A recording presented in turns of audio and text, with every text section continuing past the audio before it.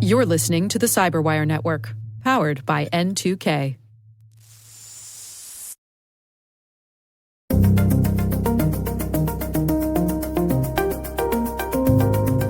And if they miss you with the delivery scams and you're savvy enough to avoid all this, there are people who are stealing packages off your porches. So it's sort of all these digital landmines that have been built around. It's really becoming difficult for a consumer to navigate through. Hello, everyone, and a warm welcome to the Hacking Humans podcast, brought to you by the Cyberwire. Every week, we delve into the world of social engineering scams, phishing plots, and criminal activities that are grabbing headlines and causing significant harm all over the world. I'm Dave Bittner, and joining me is Joe Kerrigan from the Johns Hopkins University Information Security Institute. Hey, Joe. Hi, Dave. We've got some good stories to share this week. And later in the show, Abhilash Garamella, he is head of research at Bolster. We're talking about a phishing campaign that was targeting customers of the U.S. Postal Service.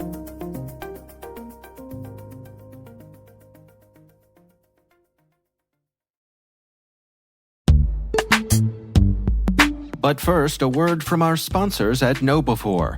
Time travel would be a particularly powerful tool in the hands of any overworked InfoSec professional. Think about it. Being able to see the future and know which malicious emails would be missed by all the existing filters. Your ability to stay one step ahead of the bad actors would rise to a whole new level. Unfortunately, our sponsors haven't cracked time travel just yet. They are, however, introducing a new phishing protection product that can block and remove dangerous phishing emails before your users even see them. Stay with us, and in a few minutes, you'll learn how.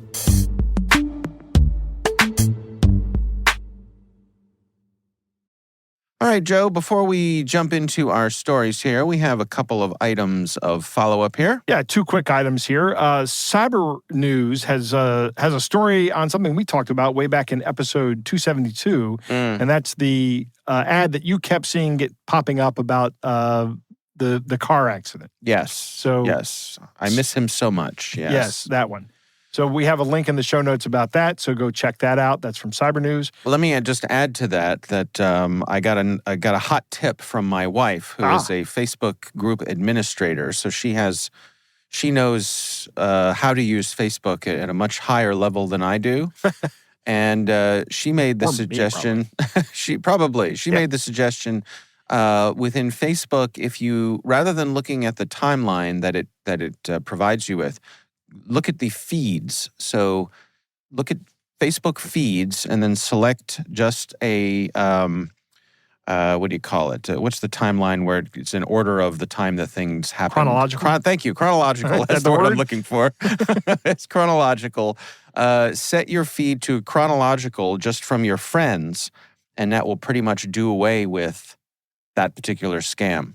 And I tried it, and sure enough, I will do that tonight. It worked. Yeah. I actually, I don't know if I'll do that tonight because I'm not on Facebook every single day. Yeah. I have the Messenger on my phone, and that's pretty much the only reason I still have a Facebook account. Yeah. Is because of Messenger. Like I say, every time we talk about it, it keeps me in touch with family. Yep. That's it. Yep. Well, the feeds makes Facebook a much more pleasurable experience, which is hardly a compliment, but it's a lot. It's a lot better than hit yourself in the thumb with a hammer when you're trying to exactly. put a nail in. Rather than a sledgehammer, or just a regular hammer is much less painful. So, exactly. Compliment. What else we got, Joe? Mike wrote in to tell us about a breach at a company called Resend. Okay, this is a company that he uses in his development. They offer an API that you can incorporate into your software products that manages email. Okay. Resend had a breach starting late last year, and they emailed everybody. And Mike sent along a copy of the email that he received, which is essentially the breach notification. And we'll put a link to this in the show notes. This is how you do breach notification. Oh, okay. It's a pretty good paper. Yeah, I'm sure that Mike is frustrated that some of his data may have been breached, but I don't want to focus on that. I want to focus on the fact that Resend actually put together a pretty good report and made it public on their webpage about this breach. Okay, so very good. Good stuff. Yeah. Well done, Resend. Yeah. Finally, we have an anonymous listener who wrote in with a handful of things. I just want to cover a couple of them here. All right. First of all, this person wrote in and said, "Hey guys, just listened to the episode and have a thought about Michael's SMS scam issue." So this was the person whose wife was driving the car and getting on a toll road, Right. and kept getting an SMS message, a text message saying that, hey, you're on a toll road and you need to pay the toll. Right. Right. So this person writes and says, to me, you guys actually said the answer, ALPR, that's automated license plate readers. Right. My guess is that it may not actually be a scam and may be legit. Michael said that he has e-tag, but it's his wife who had the car. So to me, the state or county has used ALPR and is not correlating the license plate with the paid e-tag. So they see her plate and see that she does not have an e-tag registered to her. Just my guess. Poorly developed software system being used by a government entity. So I think this is plausible. It is plausible. Yeah, very plausible. Yeah. I would agree with this. Recently, we switched back to the Maryland e-tag system, which is Easy Pass. Yeah. When I signed up for it, Maryland had a convenience fee of like $5 a month. Okay. Which is, I don't like paying a convenience fee for something that costs you less money to do. Okay. So we had the Delaware Easy Pass, Right. which you could sign up for because they didn't have the $5 a month fee. Yeah. And not only am I cheap, but I'm also a little resentful.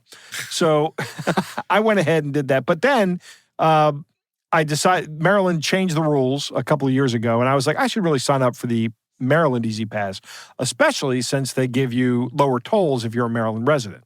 Okay. Which is, so if you live in Maryland now, there's no reason not have. In fact, you're foolish if you don't have the Maryland Easy Pass. Yeah. So I signed up for that, but at the same point in time, my Delaware one had expired. Okay. So the Maryland guys were sending me messages, and I said, okay, I'll sign up for the Maryland one now. And I said, will my old tolls be applied to my new account? And it took them like 3 months to work that out. Huh. But they kept sending me bills, and I kept saying, no, you're supposed to charge my credit card for these because I have an account with you. You know the tag numbers.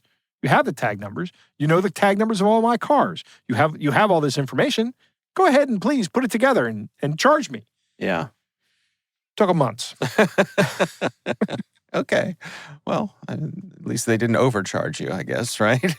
I don't think they did. I don't Yeah. know. I don't look at the statements too well. Yeah. Well, you can't fight City Hall, Joe. You can't fight City Hall. Actually, I'll say this. Maryland state government's pretty responsive when you call them up. Yeah, and I have to say, I mean, you know, all the nightmare stories, but most of my interactions with our MVA have actually not been that bad. They've been pretty good. I mean, That is one thing I'll disagree with you about. I've had miserable experiences at the MVA, especially around here. So much so that I go to rural areas of the state to do my MVA business. okay, fair enough. This listener says one more thing, says on the Facebook ads, this has happened to me before.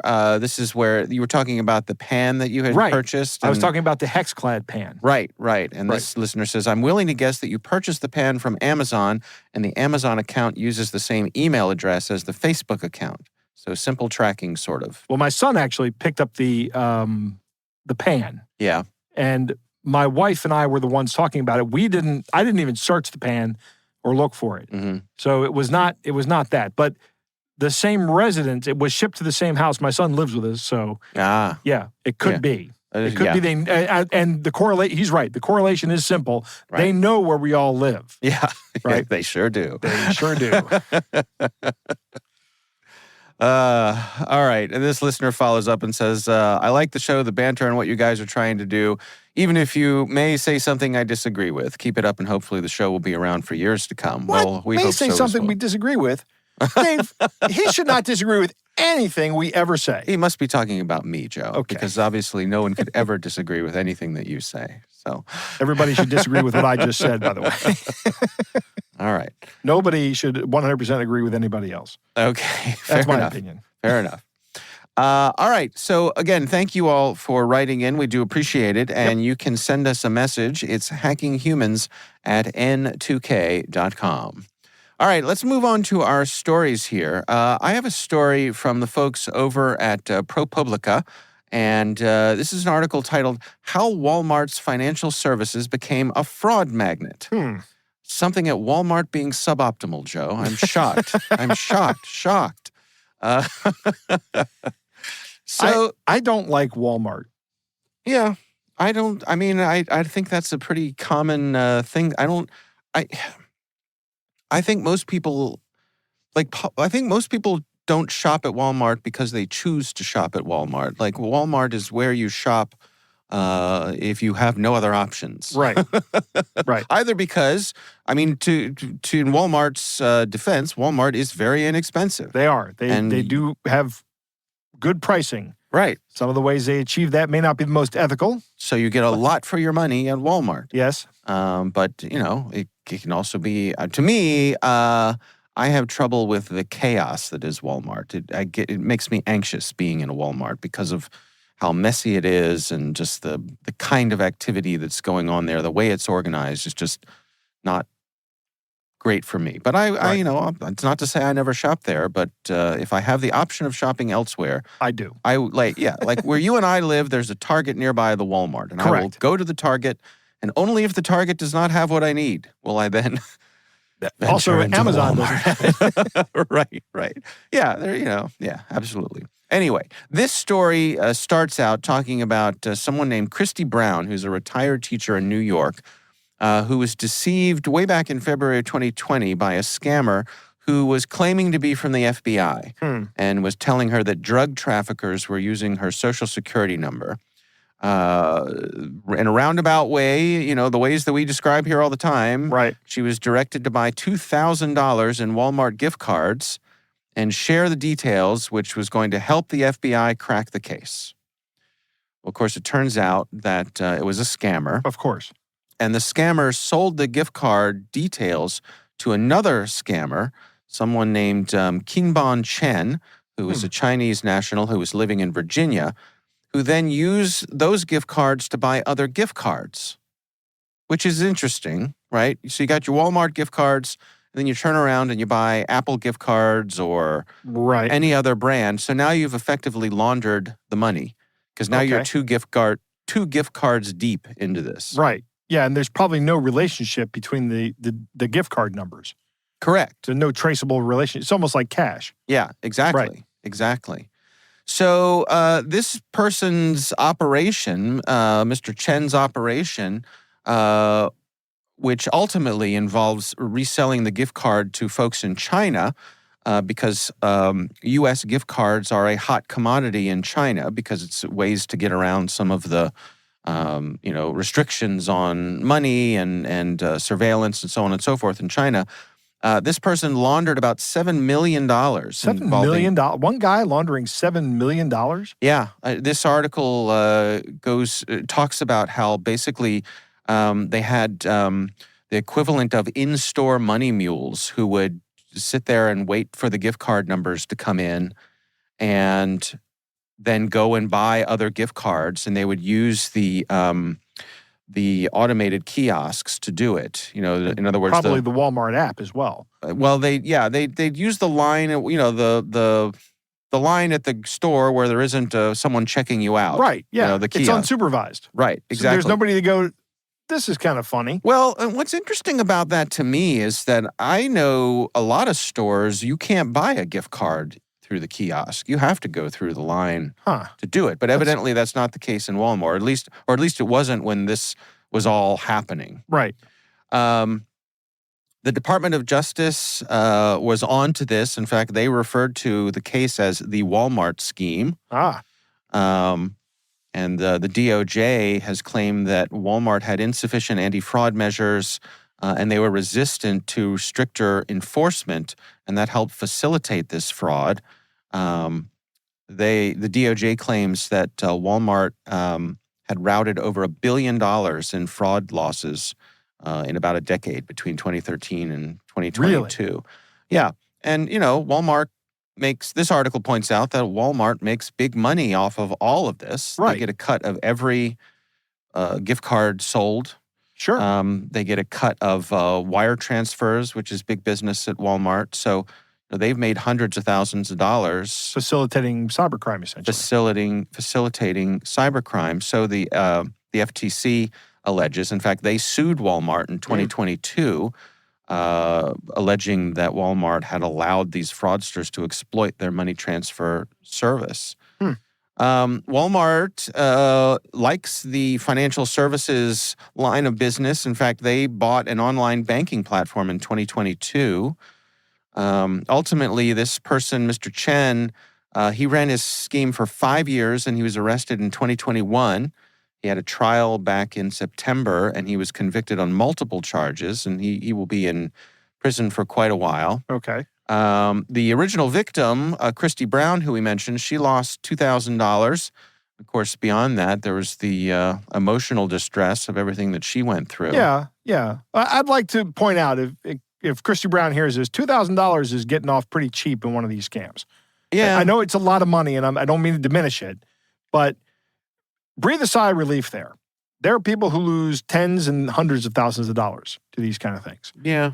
Still, $2,000, nothing to sneeze at. If I lost $2,000, I'd be livid. Yeah.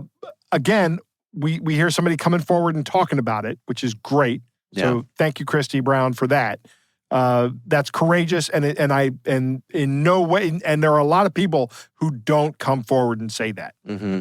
They just go, well, I guess I'll take that as a lesson, and they go on. But by sitting here and telling your story, you make it public, and everybody else now knows about it. Yeah.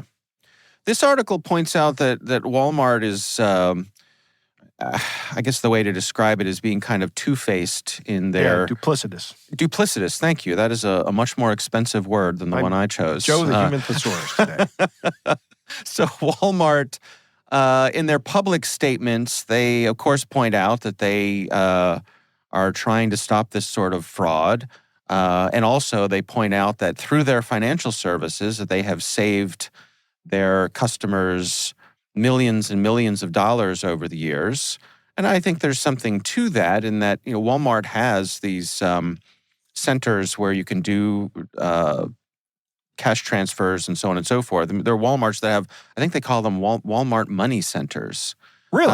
Yeah. And you can use Walmart like Western Union? Exactly. Really? Exactly. And they do it at a much lower cost than any of their competitors. And so Walmart will say that in doing that and providing a cheaper alternative for folks, that they are helping them and saving them lots of money, which is true. Yep. But this article points out that behind the scenes that Walmart has been very strident in their lobbying to try to stop efforts for protection against third-party criminal conduct, and also basically blaming the victims. It's saying that it's not Walmart's fault that these people are falling for fraudsters, that people should know better, and it's basically not Walmart's problem. Yeah, start finding them. Make it Walmart's problem. Yeah. I don't know. So the bottom line here is, there's some pretty deep systemic issues, and Walmart seems to be taking a kind of casual approach to it, or at least that's the case that this article makes, saying that they have inadequate employee training and that they're loose with the compliance. Even the things that they said they would do with the FTC. For example, after their... Actually, I think it was back in 2018, this article points out that Walmart made an agreement with the FTC, kind of they weren't ordered to do so, but they made an agreement that they would make it so that you could no longer buy gift cards with gift cards. Okay. And had they done that, would have stopped this entire racket. Right. This racket would, this form of money laundering would not be possible. That's correct. Right. But Walmart didn't do that. They said they would, and they didn't. And so this article points out that they've sort of been dragging their feet even with things that they said they would do. It's a long read, but there's lots of interesting details in here. So, of course, we'll have a link to the story in the show notes. So do check it out. That is my story this week. Joe, what do you have for us? Dave, we're going back to cookware for me this week. Oh, good. Right. Are you familiar with Le Creuset? No, I am not. It is a French cookware, Dave. Okay. And it is a very good cookware. Okay. We have a number of these pots around. It is like enameled cast iron. Okay, sure. What it is. And you can tell it's Le Creuset because that is embossed in the cast iron up top. This is good stuff. Okay. It is not cheap, though. Yeah. And there is a young woman Apparently, she is very famous. Perhaps you have heard of her. Her name is Taylor Swift. Do you know who that is? Rings a bell. Rings a bell. Yeah. Okay. She's a very popular singer or something. I think she's dating a football player. Yeah. Of course, everybody knows who Taylor Swift Popular is. with the kids. Yes. And the young adults, too. Okay. I mean, Sure. Up to like 30-year-old women just... They're gaga for Taylor Swift. They go gaga for Taylor Swift Yeah. and, I guess, Lady Gaga. There you go. We're Even not Lady talking about- Gaga goes gaga for Taylor Swift. Does she? I don't know. I- Just made sound. I like the pun. Okay. Go on.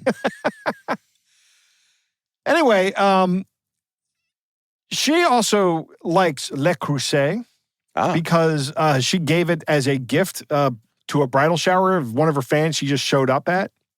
Somebody noticed that she has it in her house. Okay. On some postings. Yeah.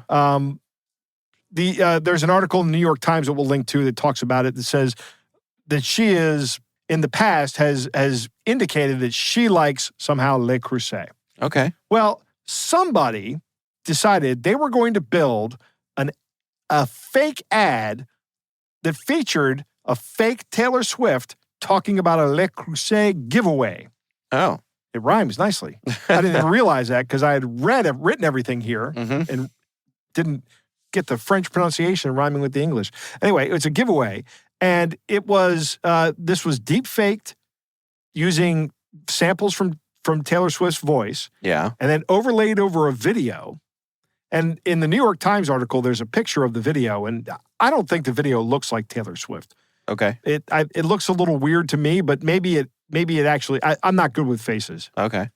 Like I've said before, I can't tell Kurt Russell and Patrick Swayze apart. Okay. So, anyway, the ad was, hey, there's Le Creuset is doing this giveaway. Click here and you can get some free Le Creuset. Now, these are like $250 pots, Dave. All right. And if you click on the ad, you were taken to a web page that said, help us get these things to you. Shipping is like $10. Right?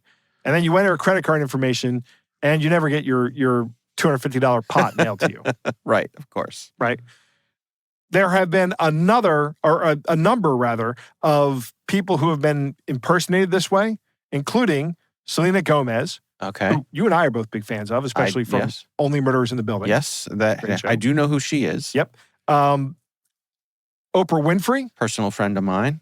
Oprah Winfrey's a personal friend of yours? Yeah. Okay. We worked together once. Did you? Yeah. She used to live here. That's right. Yeah. Yeah. And then Martha Stewart. Okay. Now, Martha Stewart, that's the first name in this list where I would put any credence in what these people said about cookware.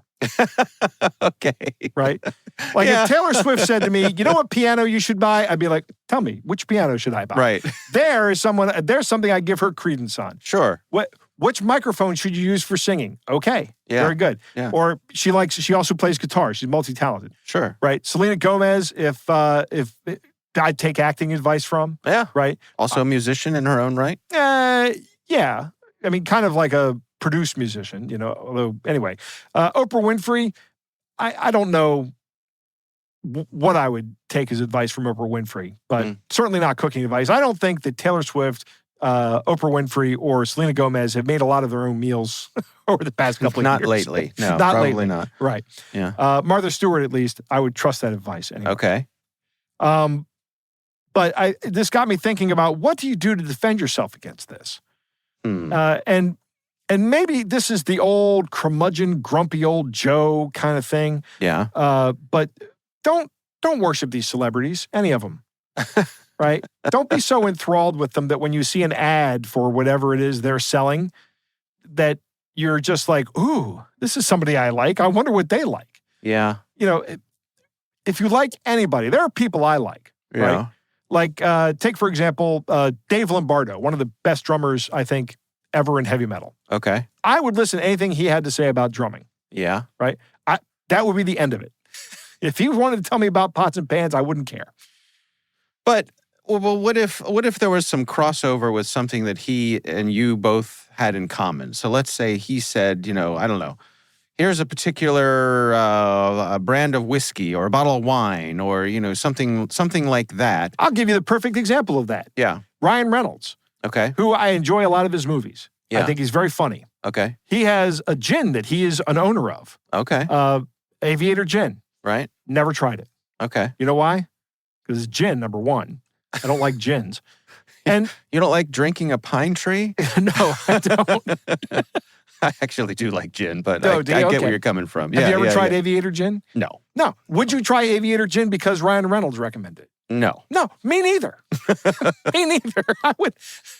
I wouldn't try it. I'm trying to think of any examples in my life of when a celebrity's endorsement has swayed me to purchase anything, and I can't think of anything. Yeah, I don't know. I've tried to think about this a lot. The only thing I can think of is exactly the example I gave earlier with musical instruments. Because I used to read like Guitar Player magazine and all that, and you'd see Sure. like, here's Joe Satriani. What does he play? This is what Kirk Hammett plays. This is, here's what Kerry King likes to play. And all those things would be Slash. Slash was another guy. He liked Gibson guitars, right? Yeah. But that's the tools of their trade, right? Like my dad and actually me, all of us in our family, we all have these mechanical pencils that we love because my dad was an accountant and everybody, like my kids and I are either an accountant or engineers. We all love these mechanical pencils. Okay. So I would take our advice over mechanical pencils before I took anybody else's advice over mechanical pencils. And this is now I'm getting really to the point of this just being a silly comparison. It's okay.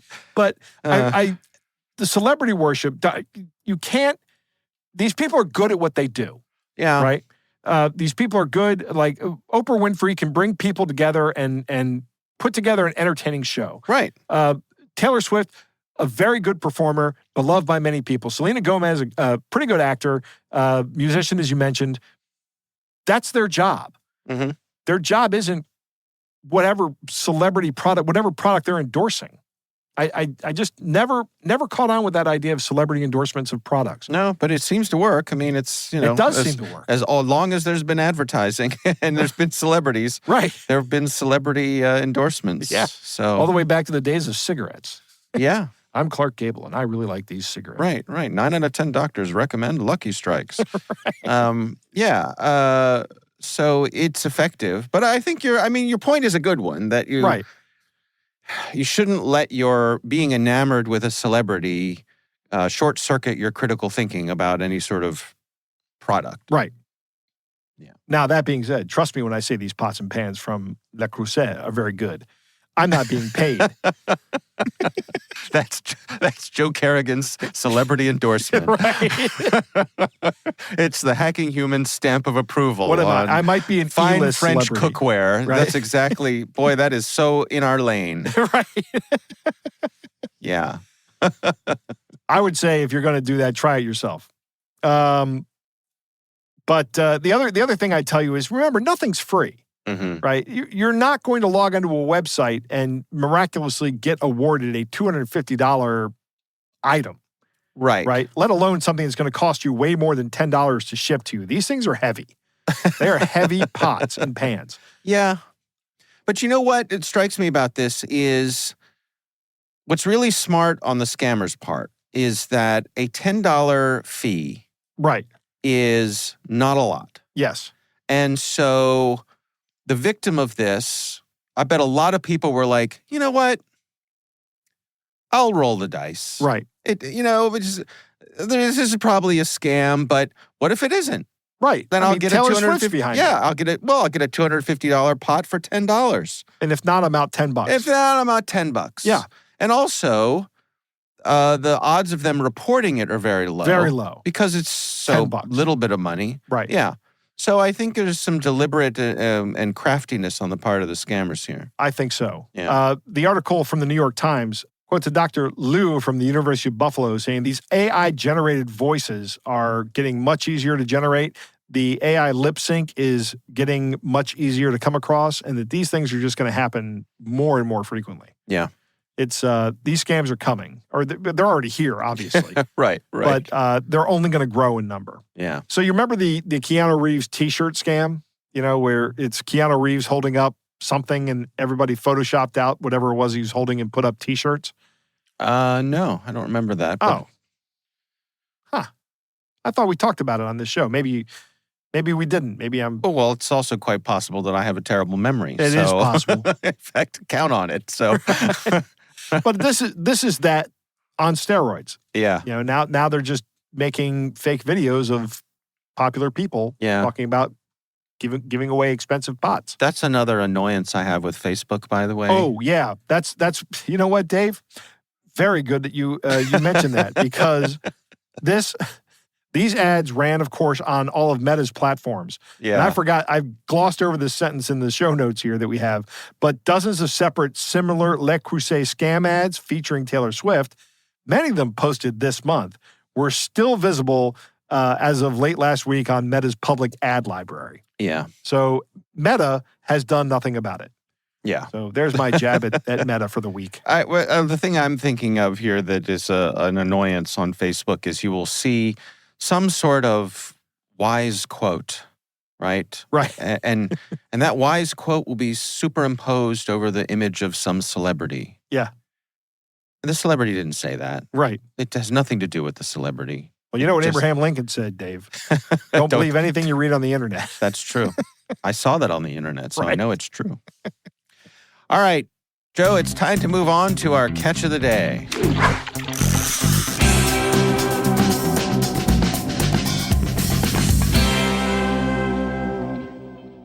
Dave, our catch of the day comes from me. Uh-oh. This arrived in my inbox this week. Okay. And I'm going to let you guess right off the bat how I knew this was a scam. Well, because this is a notice about your iCloud account. That's right, Dave. Yeah. Internationally known Apple device user that you are. Right. I don't own any Apple devices. Okay. Yeah. So, want me to read this? Yes. All right. Well, it starts off, there's the iCloud logo at the top of the email. Below that, there's an Apple logo, and then a bunch of invoice IDs and dates and things like that. But it says, "You've reached your iCloud Drive storage limit. Hello, your iCloud storage will soon be full. Apple is giving away 50 gigabytes of storage space for free because the entire available storage space has been exhausted." What does that mean? I don't know. It's It's very nonsensical. tired. It's laying down. It's had a rough day. All my storage space is tired of carrying around all my pictures. Click on the link below to benefit from the offer. Offer valid today only. Ooh, artificial time constraint. Your Apple iCloud team. Get up to 50 gigabytes. Right. Now, when did this come to you, Joe? Last week. Okay. Last week. All right. So 2023, copyright 2023. Yes, but it came in 2024. Yeah. So down at the bottom here, it says, to stop these, please go here. Yeah. And here is a link. Okay. And I didn't click on that link. Didn't even mouse over it to see what it was. But interesting, it also says, or write to this address, which is in Valley Cottage, New York. Okay. Upstate New York. Huh. I guess, or Valley. I don't know where Valley College is, but I did look at Google Maps. This address and Street View. Is it like I want to say it's.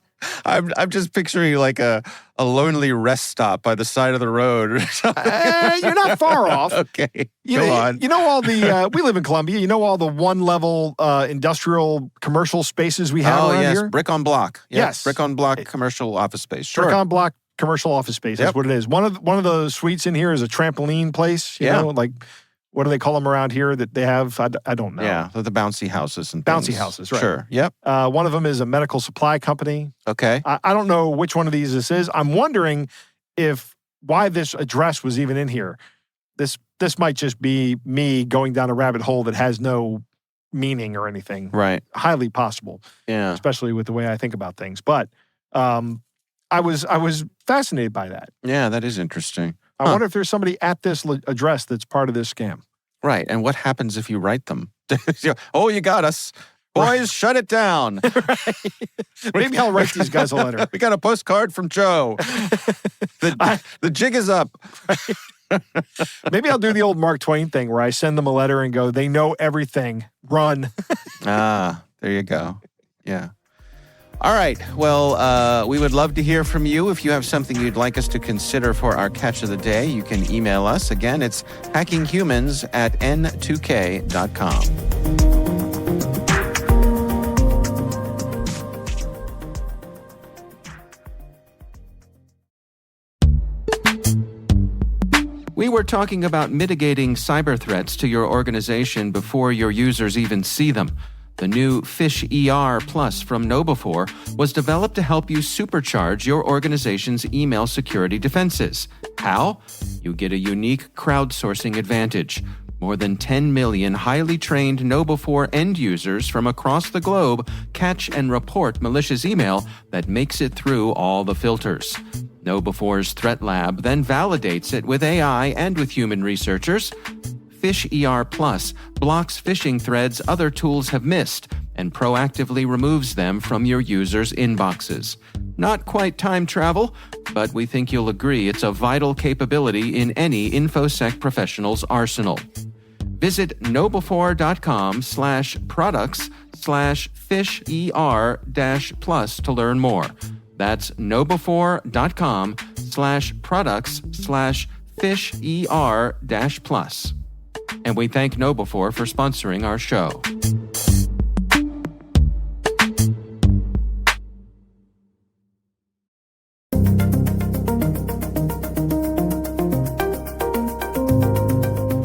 Joe, I recently had the pleasure of speaking with Abhilash Garamella. He is the head of research at Bolster, and we are talking about a phishing campaign targeting customers of the U.S. Postal Service. Here's our conversation. The holiday season, we have usually observed a high volume of phishing and scams that happen during the holiday season throughout. It's been through 2021 or 2022 or 2023. And we have seen a consistent rise through each of these, years, and the trend has always been up. And that was the reason we started diving deep into these. So our research has actually stemmed out of a research we worked on prior to this one, which is finding out that a lot of retail brands out there are being impersonated. We identified over hundreds of brands which had phishing kits deployed across multiple geographies. And that's what led interest into why we should be delving into the delivery scams, because there should always be a second part to the online retail scams, which is if the attackers can't get you with fake online retail pages, they do want to get you with these delivery pages.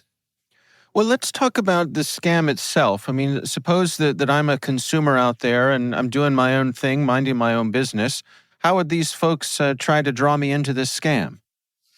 Awesome. So the USPS or the major delivery scams that we have seen, they usually have three phases of attack.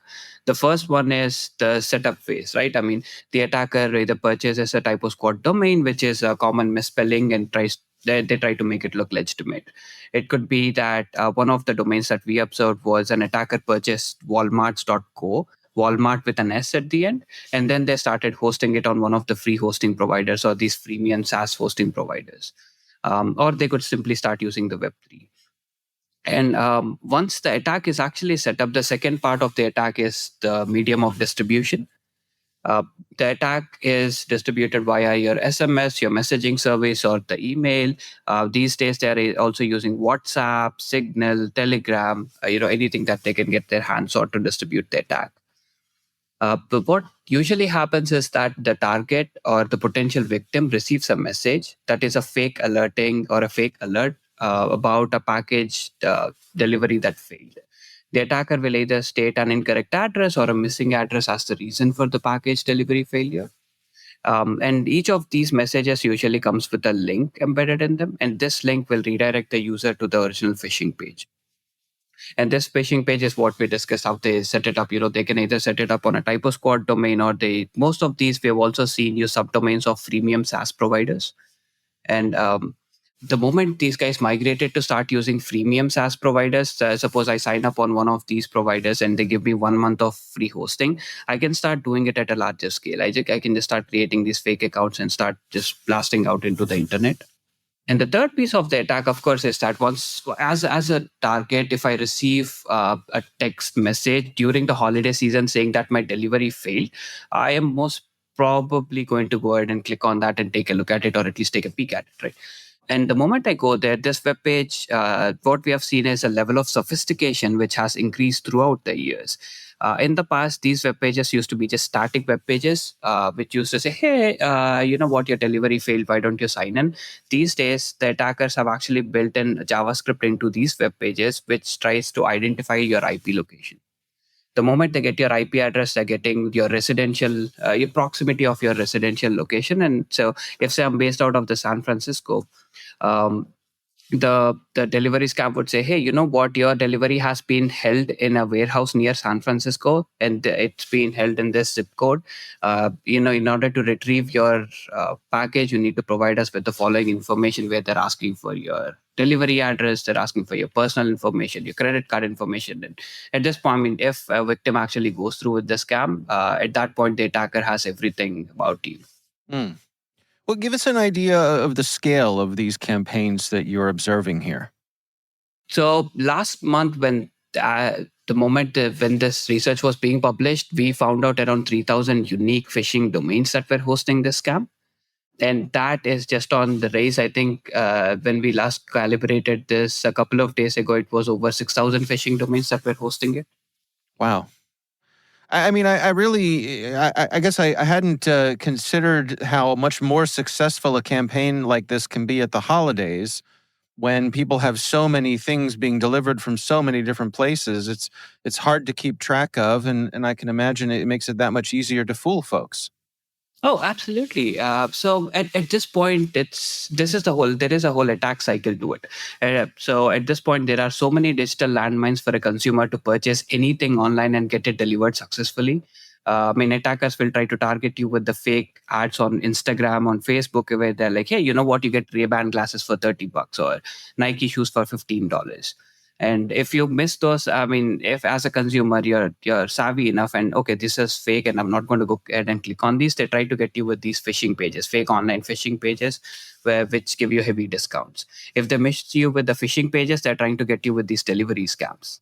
And if they miss you with the delivery scams and you're savvy enough to avoid all this, there are people who are stealing packages off your porches. So it's sort of all these digital landmines that have been built around. It's really becoming difficult for a consumer to navigate through. Yeah. What are your recommendations? I mean, how should folks best protect themselves here? The best way to do it is, as a consumer, there are two ways I would usually suggest protection. One of them is the consumer itself, and the other one is from a brand perspective. As a consumer, two parts, right? So if I see a heavy discounted retail store, then I not go click on it. Or if I see a free gift card that is floating out there, I do not go ahead and enter my details into it, because most of the time they come out to be fake. And with the delivery scams themselves, I would suggest the attackers take a notice at what domain they are entering their details on. USPS.com is the only known or identified domain that USPS actually uses to deliver packages inside the US. And if you're seeing something, maybe you're saying walmarts.co, which has a USPS page, or if say USPSS.com, where the attackers are trying to confuse the targets with common misspellings, that is something we need to the consumers need to be careful about. Are there any systems that folks can use, any automation that they can take advantage of?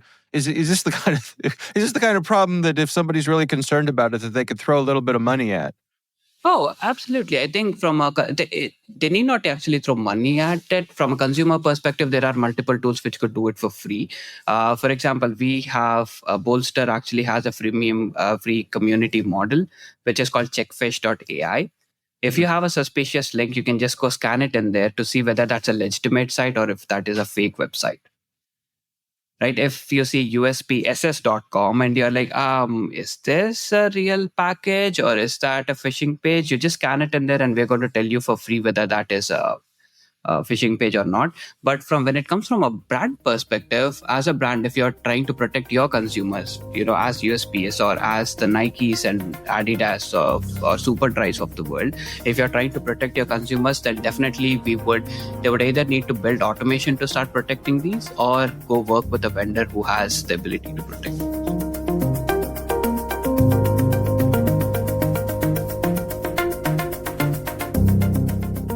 Joe, what do you think? constant increase in these phishing campaigns, year over year for the past 3 years. Yeah. It's interesting. Impersonation is key to these scams. Yeah. As Abhilash says. Abhilash gives a good breakdown of the process here. First, they register a domain, then they send out messages, and then they get the money. Yeah. Right?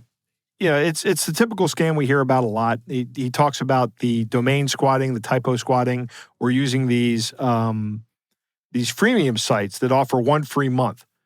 This is a similar business model. A lot of sites offer this, but it really enables these scammers to get a month of free scamming. At little to no cost. Yeah. Probably they use a stolen credit card. It may not even be valid, right? Right. It just has to pass whatever algorithmic check the software has in it. Sure. Abhilash talks about the methods of delivery of these scam text messages. Some of them have been started coming in on Signal and on Telegram. I got to tell you, Dave, if I got messages from any government agency on Signal or Telegram, I'd be very suspicious. Even one as benign as the U.S. Postal Service. Right? Yeah. I'm actually a big fan of the Postal Service. I think they do a good job. Yeah. But if they sent me a text message on Signal, I'd be like, wait a minute. That doesn't make first off, that doesn't make sense. Right. Second off, I don't know that I want my government sending me messages on Signal. Okay. I don't know I want that. Yeah. There's a pretty good observation about how these phishing pages have gotten so advanced that they now have JavaScript on the back end that resolve your IP address and do a geo lookup. And then they start making the next page of the scam on the website more applicable to you by knowing your geography, or at least having a good chance of knowing your geography. Right. There's a good chance that the information they get is wrong, right? Like if you're using a VPN and you're coming out of Seattle and you live in Maryland, and they say it's we have this package at the Tacoma warehouse. Right. Right.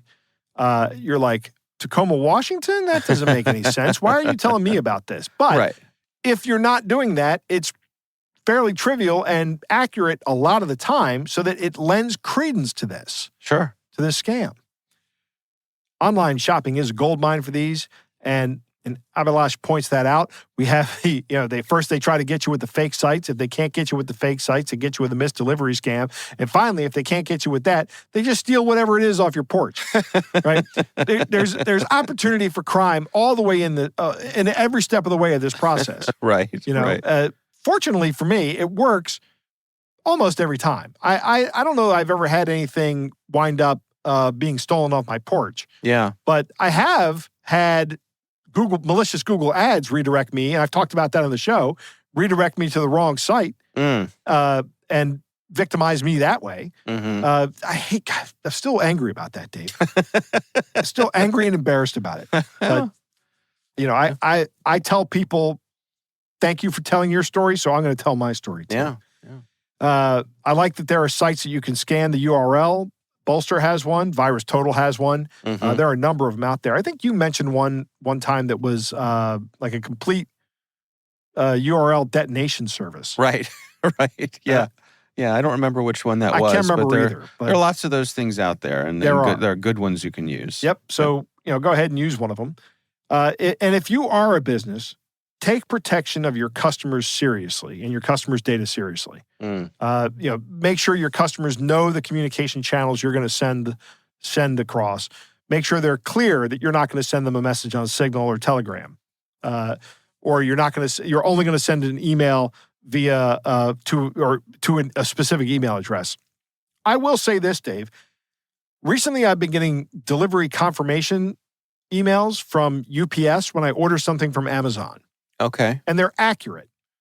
They're not saying your shipment's been delayed. They're saying your shipment will be there tomorrow. Okay. Here's the tracking number. All right. And I'm like, well, that's my order. But how did UPS get my email address? I guess Amazon gave it to them? Sure. But I don't know. That's kind of an unexpected communication channel for me. So I'm immediately suspicious of it. Yeah. So if I got one of those emails, even if it was legitimate, from UPS going, we can't deliver this, I'd be like, oh, this is a scam. Yeah. But I don't know that UPS does that. In fact, if they do that, then what happens is it just goes back to Amazon, and I take it up with Amazon. That's the process. Right. All right. Well, our thanks to Abhilash Garamella for joining us. Again, he is the head of research at Bolster, and we do appreciate him taking the time.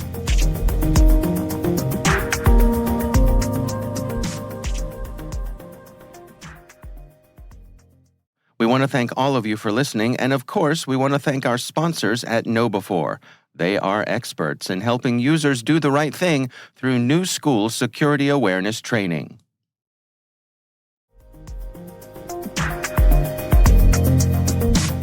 That is our show. We want to thank all of you for listening.